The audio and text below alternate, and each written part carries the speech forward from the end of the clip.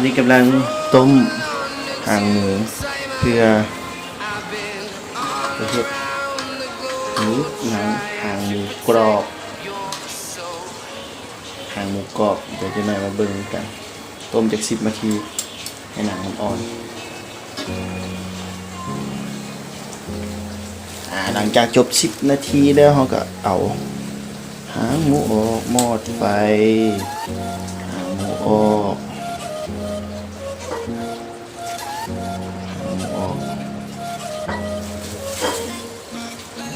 แนวนี้ในหางหมูแนวนี้มาแล้วเขาจะพักให้มันเย็นก่อนโอเคหลังจากนั้นเขาก็มาเสียบหางหมู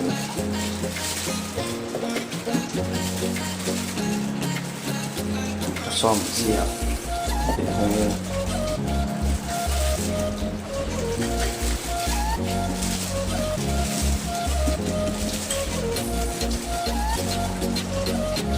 โอเคหลังจากเสียบแล้วตกมาปาดโ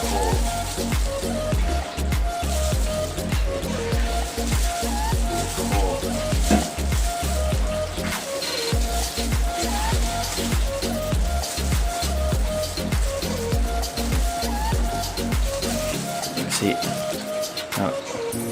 เป็นอย่างที่เรียบร้อยแล้วปาดทุกอันเพื่อให้มีลมมันโพงขึ้น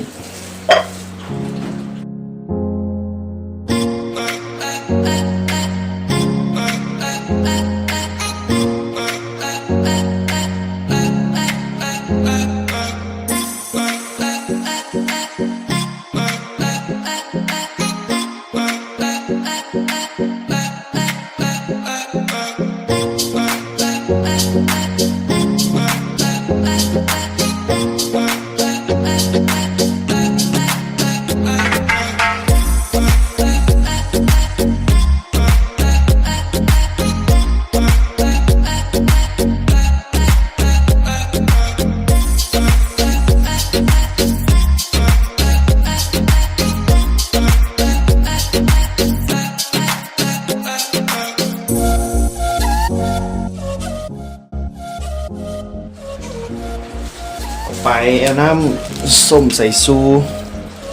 รุ่นใดก็แล้วแต่นะโทรไปเริ่มส้มสายชูเท่าลงไปมองประมาณ1 ถึง 2 บ้วงแกงลงไป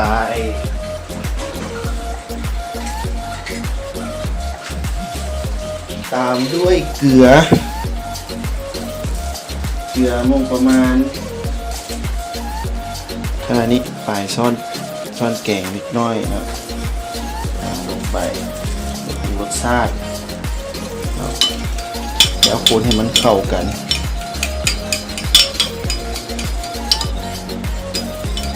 ตีให้มันผู้ใดมักนัวก็ใส่เป็นนัวนิดนึงใส่เป็นนัวนิดนึงใส่นิดนึง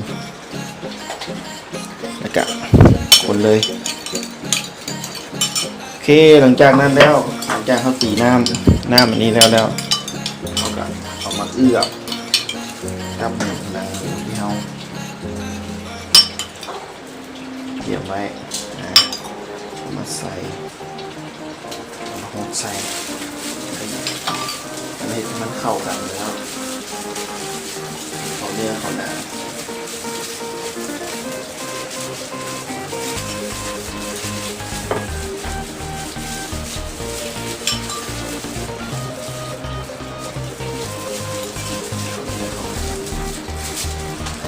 โอเคครับปิดไปได้เนาะน้ำมันพืชตัดนิดนึง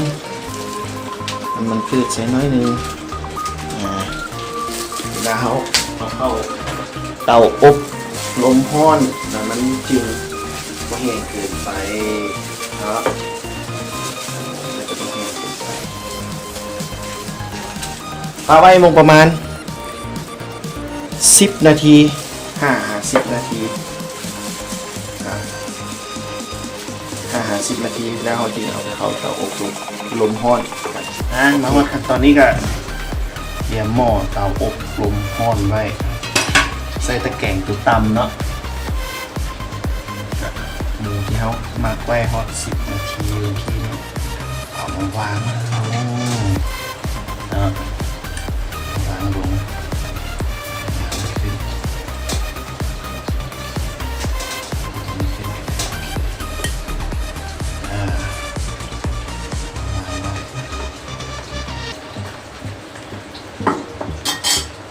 วางไว้แล้ว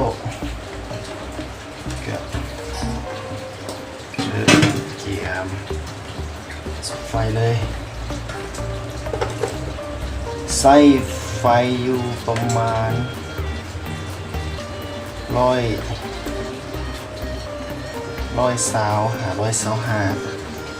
ประมาณนี้ใส่เวลาอยู่30 นาทีกดตั้มโอเครอกันหน่อย30 นาทีมาเจอกัน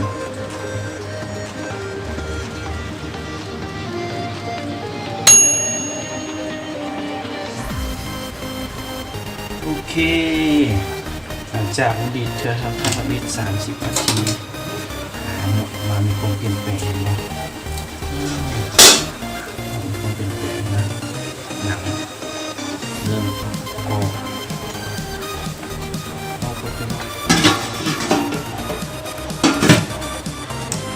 เดี๋ยวนี้เขาจะใส่เวลาอยู่ไฟเก่า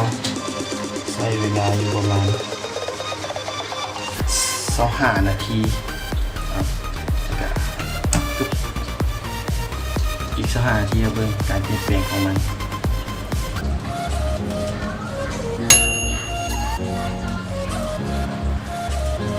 โอเคหลังจากมันดีดแล้วปึ๊บเขาก็ออกมาเบิ่งกันดูว่าเป็นยังไง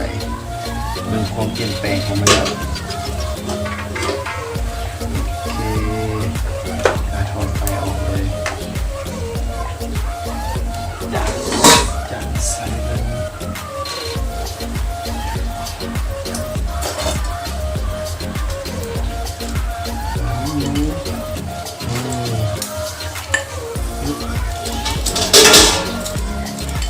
มันจะมีคนใหม่น้อยนึงเนาะแต่ว่าสีงามกรอบดีฟังเสียงก็ได้